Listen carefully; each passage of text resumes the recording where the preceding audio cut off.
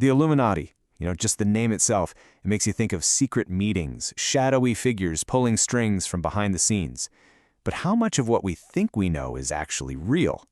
Well, today we're going to try and separate the hard facts from the Hollywood fiction.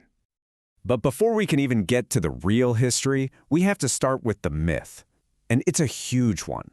It's this global story that's so big, so pervasive, it almost feels like a fact. It's just everywhere in our culture.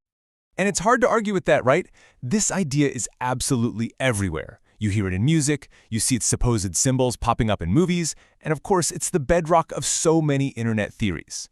It's basically become the go-to story for a secret, powerful group controlling everything from the shadows. Okay, so let's shift gears completely. Let's move away from the myth and dive into the actual history. Because believe it or not, behind this massive modern legend, there is a kernel of truth. Yeah, this isn't just some story cooked up for a book or a movie. There really was a historical secret society, and they were called the Illuminati. It actually existed. And that's where this whole tangled story really begins. So, if they were real, you're probably thinking they must have this long, ancient history, stretching back for centuries, right? Well, the reality is a lot shorter and way more turbulent than the myth would have you believe. So check this out. The Order of the Illuminati was founded in Bavaria back in 1776. But, and this is the key part, by around 1785, so less than a decade later, the whole thing was exposed and officially banned by the government. Their time in the spotlight was incredibly short. So that's really the most important takeaway here. The original, historical Illuminati, it was around for less than a decade. It was pretty much a flash in the pan, a really radical idea for its time for sure, but one that was snuffed out quickly, and, well, pretty effectively.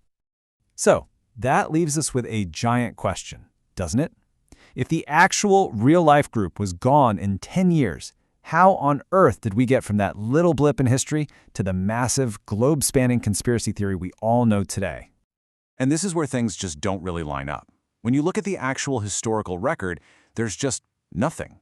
No proof that the organization continued to exist, and certainly no real evidence that they're pulling the strings of global power today.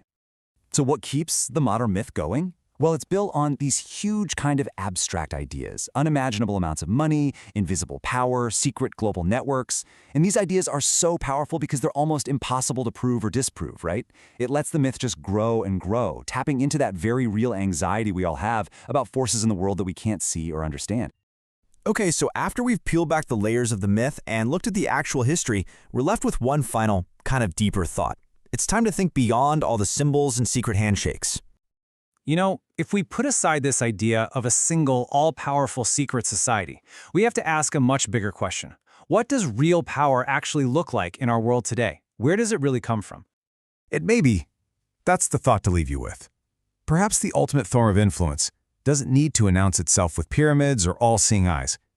Perhaps the most powerful forces are the ones you never even see at all. Because real power, it doesn't need a symbol.